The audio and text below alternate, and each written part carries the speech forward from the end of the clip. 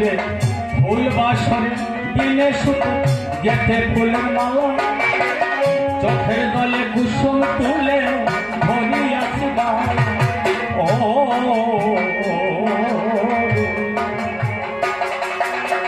ফুল বাসরে দিনে শুধু গেথে ফুলের মালা চোখের দলে কুসুম তুলে ভরিয়াছি সোহাগে চন্দন রাশি গুলে নয়ের জলে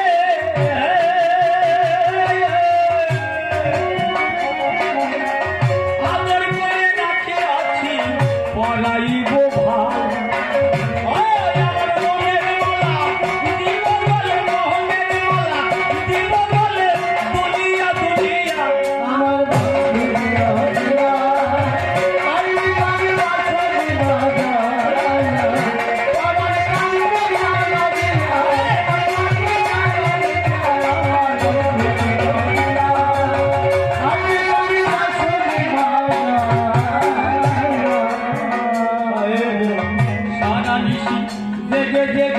প্রহরমণি হাতখানি দিয়ে ডাকে ভরে না গো মন হায় রে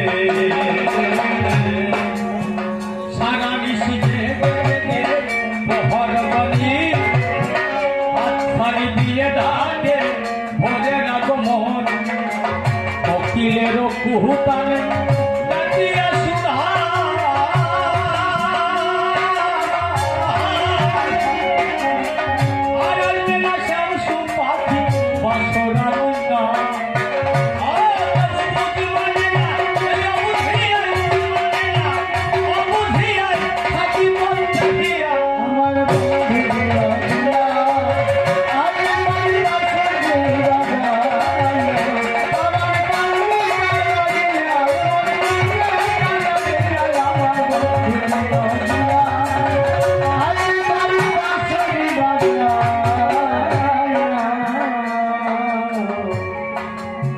বাসি হলো ফুলমালা শুকালো চন্দন সব দিয়াতে আছে শুধু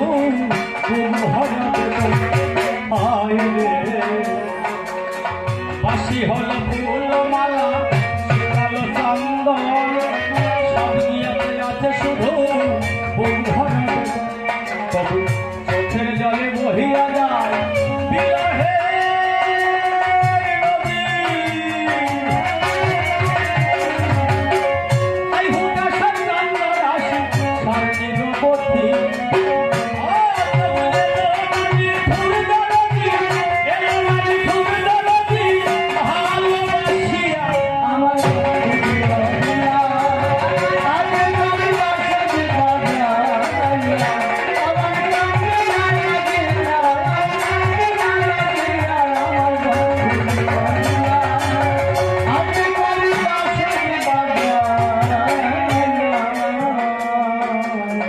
কবিগানের লড়াই খুব সুন্দর হচ্ছে দারুণ। আমার সদলদা প্রশ্ন করেছিল যে বৃন্দাবনের প্রেম মধুর, কি করে মধুর হয়? রাধা কৃষ্ণের প্রেম যে মধুর, এটা কি করে হয়? কেন রাধারানী জনম ভরে কেঁদে কেঁদে কৃষ্ণের জন্য বুক ভাসাইয়া গেল। মধুর কখন হয়? যখন দুইজনের মধুর মিলন হয়, তখন মধুর প্রেম হয়, তাই না? তাই রাধারানী কেন জনম ভরে কৃষ্ণ প্রিয় হয়ে কান্না করলো? জবাবদাতা আসলে সে জবাব করে দেবে, কারণ আমার আলোচনার বিষয় না। খালি রাধারানী সারা জীবন কানলো কেন? কিসের জন্য কেঁদে কেঁদে বহু ভাসালো কৃষ্ণ বিরহে? কেন তাদের মিলন হলো না? তাহলে বৃন্দাবনের প্রেমটা কি আর মধুর থাকে? মধুর কখন হয়? যখন দুইজনের মধুর মিলন হয়, তখনই মধুর হয়। রাধারানী চন্দন গুলে মালা গেঁথেছিল, কৃষ্ণ তার কুঞ্জে যায় নাই। তাই রাধারানী তার বিরহে কান্না করছে কিভাবে? হায় রে বাসি হলো ফুলমালা শুকালো চন্দন সব কি আছে আছে শুধু বুদ্ধা বেতন, তবু চোখের জলে বহিয়া যায় বিরহে নদী। হাই হুটা সারে সারণী রূপতি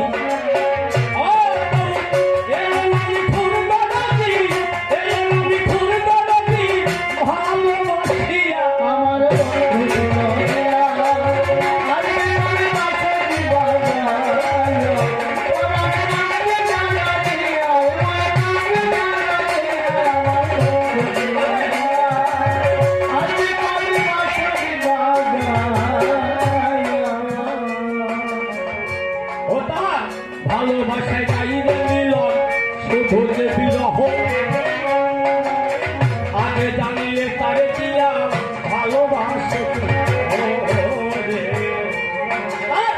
ভালোবাসায় গাইবে মিলন শুধু যে বিরহ আগে জানিয়ে তারে দিয়া ভালোবাসে তবু পারি লাগি বছর সেজে বসিল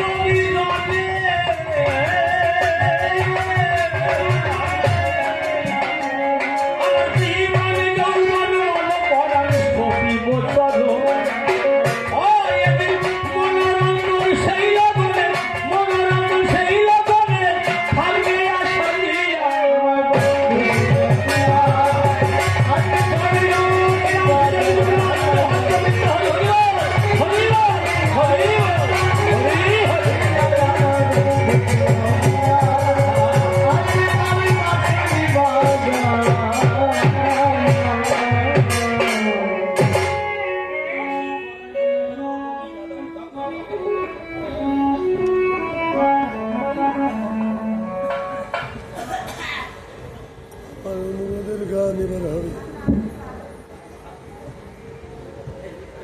হরি হরি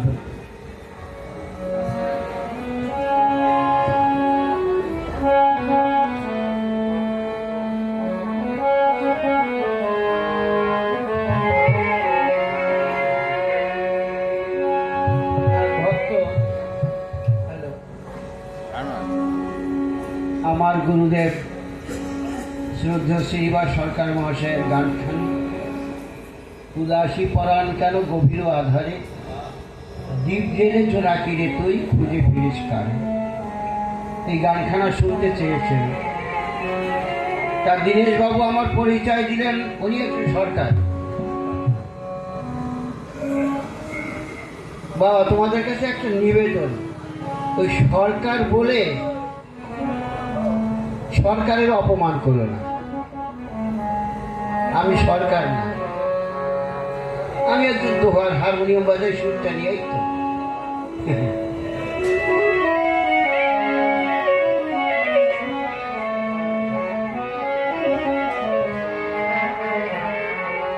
উদাসী পরাণ কেন গভীর আধারে দীপ জেলে জোনা কিরে তুই খুঁজে ফিরিস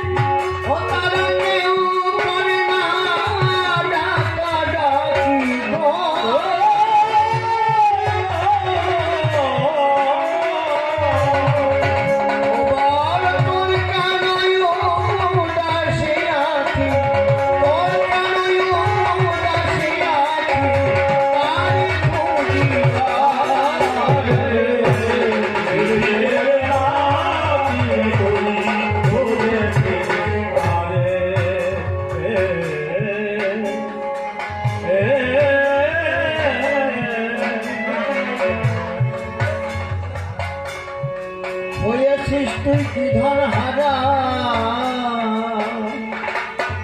তাই বুঝি তোর এমন ধারা, খুঁজে খুঁজে জীবন যারা ধোপে আরে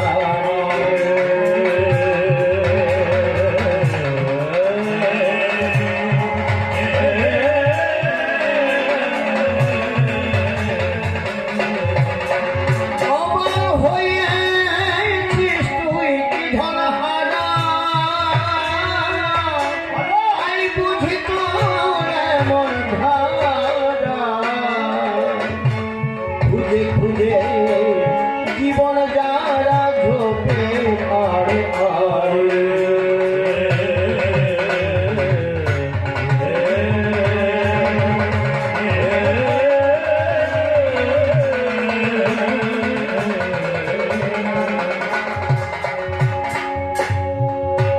তারে দেখেছি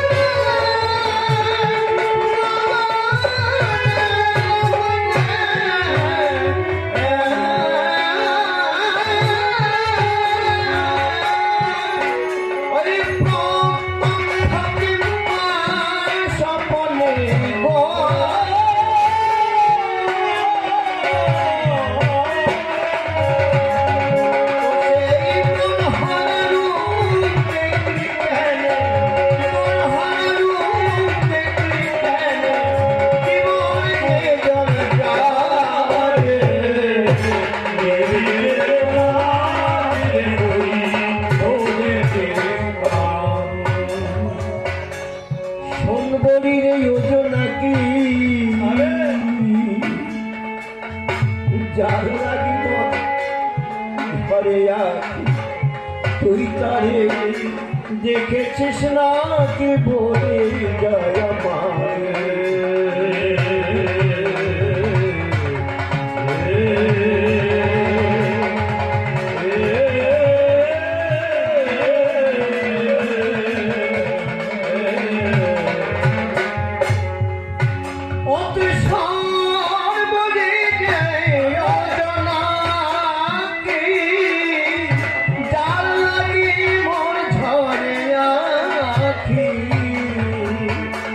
তুই তারে দেখেছিস না কি বলে যায়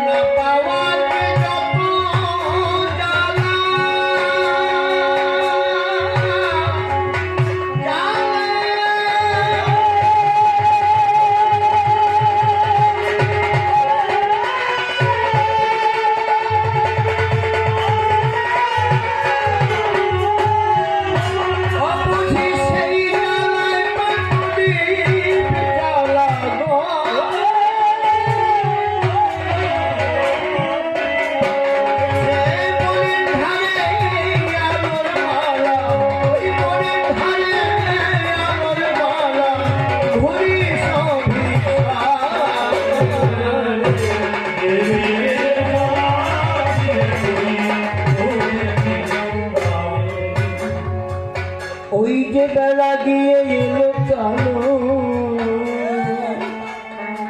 তখন জ্বালাইছ তোমার আলো আমার আলো নিভে এলো বসে নদীর পাড়ে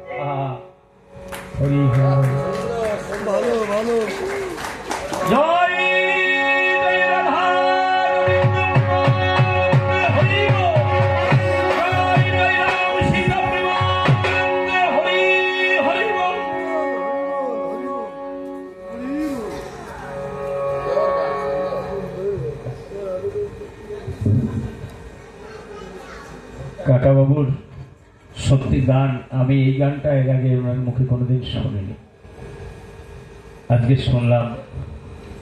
দাদুর কণ্ঠে ওনার যৌবনে গান শুনিনি, কারণ আমি যখন এসেছি উনি তখন অনেকটা বৃদ্ধ হয়ে গেছেন, কিন্তু ওই ভাঙা গলায় যে মাধুর্য উপলব্ধি করতাম আজকে কাকুর মধ্যে দিয়ে, জানি না এটা অনেক সময় একটা ভাবের মধ্যে থাকা হয়তো। অমৃত কাকে বলে আমি কোনদিন দেখিনি, কিন্তু আমার কাছে অমৃতের চাইতেও দামি মনে হলো। আমি কাকার চরণে আমার সামান্য উপহার আমি তুলেছি।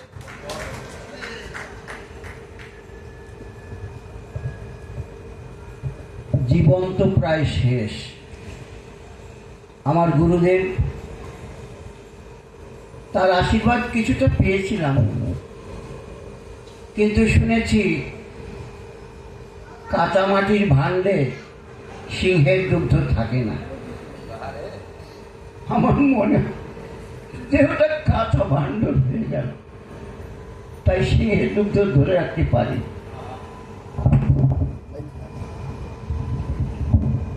তাই গরম ও ব্যথা নিয়ে এই জগৎ থেকে আমার বিদায় নিতে হবে। বেশি তো দেরি নেই, দেখতে দেখতে বয়স 65 হয়ে গেছে। এখন মানুষের জীবন বড় অনিশ্চিত, এই আছি এই নেই। তবু ওরা আমাকে ভালোবাসে, পিতার মতো শ্রদ্ধা করে, সঙ্গে থাকি। বাড়ি থাকলে মনে হয় যেন কেউ যেন গলা টিপে ধরেছে। ওদের সঙ্গে থাকি, ওরা গান গায়, যখন ভালো লাগে তখন ভালো লাগে, যখন ভালো লাগে না চুপ করে থাকে। ওরা কাকা কও, কিন্তু কী করবো, মনের মধ্যে তো ঠেলা দেয়, না দিয়ে তো থাক দিতে পারি না। ওই যে কয় থাকিতে তো পারি না, কয় ঠাকুমা তুমি মাথা ঝাঁকাও কিয়া, কয় থাকিতে তো পারি না রে ভাই, থাকিতে তো পারি না। কবিগান তো সেই শ্রদ্ধ রসিকবাবু, আমার বড় মামা শ্রদ্ধে সুরেন্দ্রনাথ সরকার, শ্রদ্ধ মনোরঞ্জন ভট্টাচার্য, শ্রদ্ধ নকুল দত্ত মহাশয়, তারপর বিজয়বাবুর সঙ্গ আমি করতে পারিনি, এটা আমার দুর্ভাগ্য। নিশিবাবুর সঙ্গ করতে পেরেছিলাম, অনেকেরই সঙ্গ করতে পেরেছি। বড় কবিগান গাইতে স্বাদ হতো, এখনো স্বাদ হয়, মনে হয় যেন এখন আমার বয়স কম, কিন্তু দাঁত তো পড়ে যায় আর গাইতে পারি না। আর গাইতে পারলেও এখন আর পরিচয় নেই। যাই হোক, আমি এখন হারমোনিয়াম মাস্টার, এই নিয়ে থাকি। যে কয়দিন আছি যেন সাধু সঙ্গ করতে পারি, এই সাধু সঙ্গের মাহাত্ম্য নিয়ে যেন জীবনটা শেষ হয়, এই বলে আমার বক্তব্য শেষ করছি। আর যারা আমাকে অর্থ দিয়ে সাহায্য করছেন, এই অর্থে যেন পরমার্থ নেমে আসে, এইটুকু আমি প্রার্থনা জানাই। নমস্কার।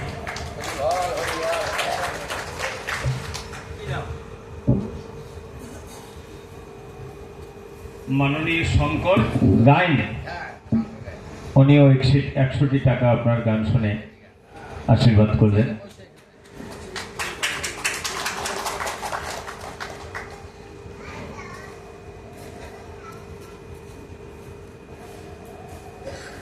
আসলে কাকু সারা জীবন সাধু সঙ্গ করেছে তো, আর এখন অসাধু সঙ্গ করছে আমাদের সঙ্গে।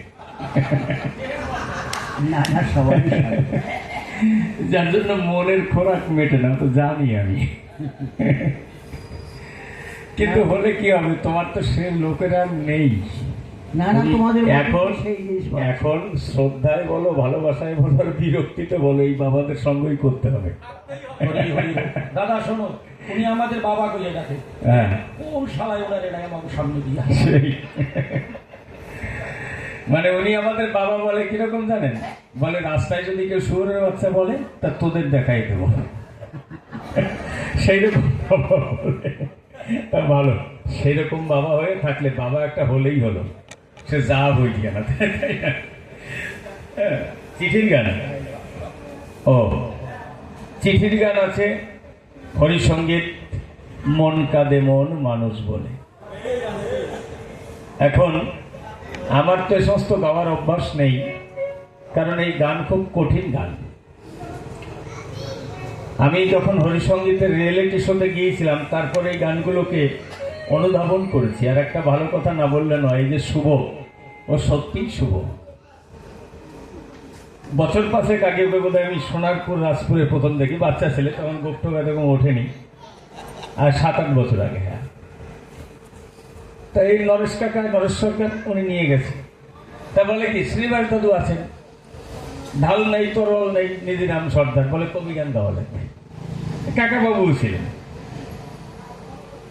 তো কি হবে না, কাকাবাবু প্রশ্ন করবে, আমি জবাব দেব। ও ঢুলি আর আমরা এই 3 জন, মানে উনি সরকার, আমিও সরকার, উনিও দোহার, আমিও দোহার। ঠিক আছে। শ্রীবাস দাদু বসে আছেন, কোনো কথা চলবে না।